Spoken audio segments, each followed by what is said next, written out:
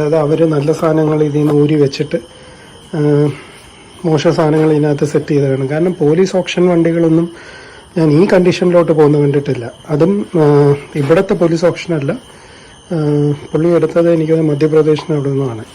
അപ്പോൾ അവിടെ നിന്നത്തെ police option വണ്ടികൾ ഈ ഒരു കണ്ടീഷനിൽ പോകാൻ ചാൻസ് കുറവാണ്. കാര്യം അവിടെയൊക്കെ ഇതിൻ്റെയൊക്കെ സ്പെയർസ് നമ്മളുടെ ഇവിടുത്തെ പോലെയല്ല, തീവലയല്ല. കാര്യം എന്താണെന്ന് വെച്ചാൽ വളരെ കുറച്ച് ആൾക്കാർക്ക് RD ഉള്ളൂ അവിടെ.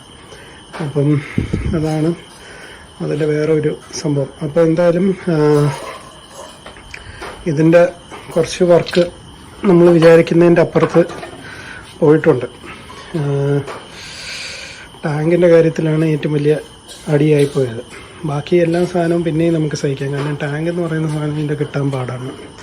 പിന്നെ ഇതിപ്പോൾ റീസെൻ്റ്ലി കുറേ സാധനങ്ങൾ പ്ലേറ്റ് ചെയ്തതാണ്. ഇപ്പം എന്താ back mud guard, chain covers, പിന്നെ സാരി ഗാർഡ്.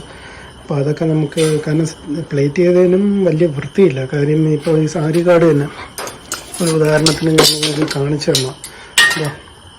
വെൽഡിൻ്റെ ക്വാളിറ്റി കണ്ടോ? ഇത് പ്ലേറ്റിംഗ് ചെയ്യുന്ന ആൾക്കാർ ശരിക്കും ഇതൊക്കെ ഒന്ന് അടിച്ചു കളഞ്ഞിട്ടാണ് ഇത് ചെയ്യേണ്ടത്. അപ്പോൾ അതൊരു ക്വാളിറ്റി പ്രശ്നമാണ്. പിന്നെ നമുക്ക് എന്തായാലും വേറെ ഒരു വലിയ അടി കിട്ടിയേക്കുന്നതെന്ന് പറഞ്ഞാൽ അതിപ്പം RDയുടെ കുറച്ചെങ്കിൽ പണി അറിയാവുന്ന ഒരാൾക്ക് ഈ സാധനം കണ്ട എന്താണ് ഇവിടെ സംഭവിച്ചേക്കുന്ന പ്രശ്നമെന്ന് മനസ്സിലായി.